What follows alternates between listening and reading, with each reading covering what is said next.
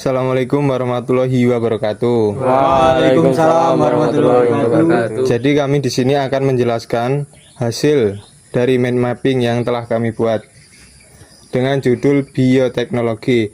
Mind mapping ini merupakan tugas kuliah pembibitan ternak. Kami di sini dari kelompok 3 dengan anggota kelompok saya Abdul Aziz NIM 2354 232019 dan rekan saya Syarif Hidayat NIM 2354 23008 dan kawan saya Muhammad Farul Rozi dengan NIM 2354 2320 32 dan rekan saya Tegar Ardi Pranata NIM 2354 2320 20. Saya Agung Indrawan NIM 2354 2320 23. Oke, jadi langsung saja ke penjelasan.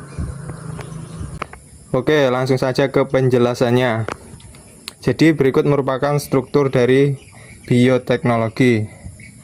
Terdiri dari pengertian bioteknologi, kemudian jenis-jenis bioteknologi.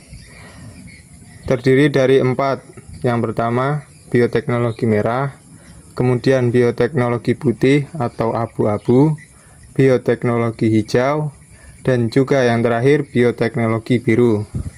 Kemudian bioteknologi dalam bidang peternakan meliputi penerapan bioteknologi dalam bidang peternakan seperti inseminasi buatan, transfer embrio, sexing sperma, cloning, rekayasa genetika, dan juga vaksinasi.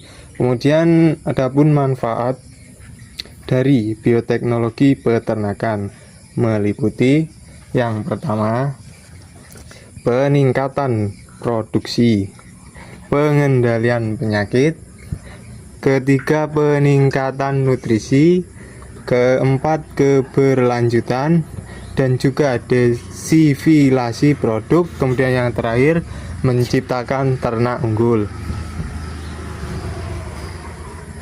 Oke, langsung saja ke penjelasan jenis-jenis bioteknologi. Yang pertama, ada bioteknologi merah. Jadi, bioteknologi merah ini bergerak pada bidang terkait dengan bidang medis dan juga kesehatan, termasuk pengembangan obat-obatan, vaksin, terapi gen, dan diagnosis penyakit. Kemudian bioteknologi putih atau abu-abu. Bioteknologi ini bergerak dalam bidang industri seperti produksi bahan bakar terbarukan, enzim untuk pengolahan limbah, dan pengembangan produk industri lainnya. Yang ketiga yaitu bioteknologi hijau. Bioteknologi hijau bergerak pada bidang pertanian dan juga peternakan seperti rekayasa genetika tanaman untuk ketahanan terhadap hama dan peningkatan hasil panen. Kemudian yang terakhir yaitu bioteknologi biru. Bioteknologi biru bergerak pada bidang perairan. Oke, cukup. Selanjutnya akan dilanjutkan oleh rekan kami. Ya, saya akan melanjutkan presentasi dari Abdul Aziz yang sudah membacakan jenis-jenis bioteknologi. Saya akan membacakan pengertian bioteknologi. Bioteknologi adalah cabang ilmu yang memanfaatkan makhluk hidup, sistem biologis atau biologis untuk menghasilkan barang dan jasa yang bermanfaat bagi manusia. Ini melibatkan penerapan prinsip-prinsip ilmiah dan kekayaan untuk memodifikasi atau memanfaatkan organisme hidup, sel, atau bagian-bagian lainnya. Dan akan dilanjutkan pada teman saya. Oke, di sini saya akan melanjutkan dari kawan saya yaitu Tegar tentang bioteknologi peternakan. Bioteknologi peternakan adalah cabang ilmu yang memanfaatkan prinsip-prinsip bioteknologi, teknologi dan rekayasa genetik dalam bidang peternakan untuk meningkatkan produktivitas, kualitas kesehatan, dan efisiensi usaha peternakan. Tujuan utama dari bioteknologi ini adalah memperbaiki sifat genetik yang mencapai reproduksi, meningkatkan hasil produksi ternak, daging, susu, telur, serta menanggulangi penyakit dan memanfaatkan limbah secara optimal. Bio berarti kehidupan, teknologi adalah penerapan ilmu untuk tujuan praktis. Jadi, bioteknologi ini adalah teknologi berbasis makhluk hidup yang diterapkan pada hewan ternak. Mungkin itu saja. Selanjutnya akan dilanjutkan oleh kawan saya. Penerapan bioteknologi dalam bidang peternakan. 1. Inseminasi buatan. 2. Transfer embrio. 3. Sexing sperma. 4. Cloning. 5. Rekayasa genetika. 6. Vaksinasi. Penerapan bioteknologi dalam peternakan meliputi beberapa teknologi yang dapat meningkatkan produksi dan kualitas hewan ternak. 1. Inseminasi buatan. Teknologi reproduksi yang menggunakan semen beku untuk inseminasi betina sehingga meningkatkan efisiensi reproduksi dan seleksi genetik. 2. Transfer embrio. Teknologi reproduksi yang memindahkan embrio dari donor betina ke resipien betina sehingga meningkatkan produksi hewan ternak unggul.